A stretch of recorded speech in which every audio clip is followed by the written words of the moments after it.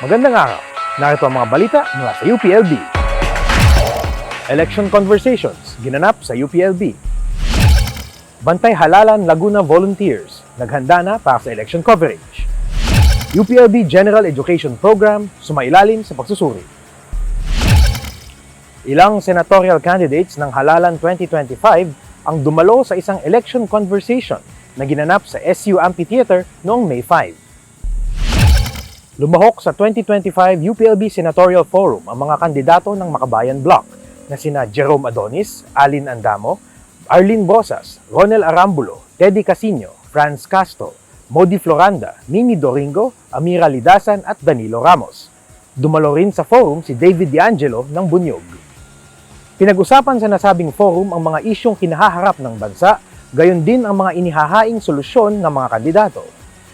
Sinagot din nila ang mga katanungan mula sa mga estudyante at kabataang lumahok sa forum. Ang nasabing forum ay inorganisa ng UP Vote, isang non-partisan initiative ng University Student Council, UPLB Perspective at All UP Academic Employees Union Los Baños.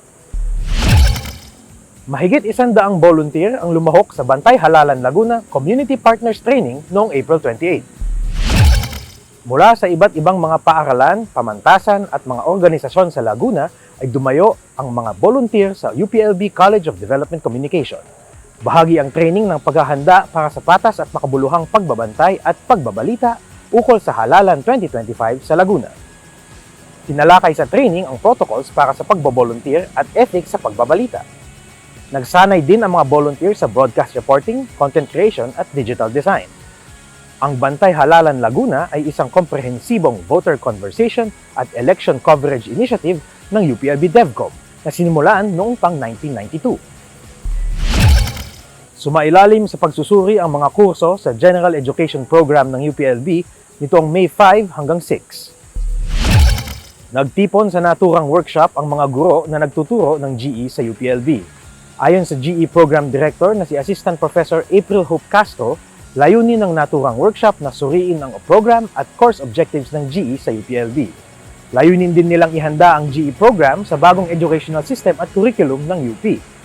Bukod pa rito, binigyang diin din sa GE workshop ang nasyonalismo sa pagtuturo ng GE. It is very important to ensure that nationalism is there in our GE courses because the fifth G objective is all about instilling social justice and nationalism to our students.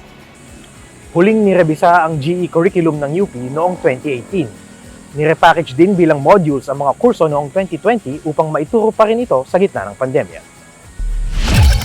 At yan po ang mga nakalap naming balita ngayong linggo. Ako po si Albert Peralta, nag-uulat para sa UPLB Balita.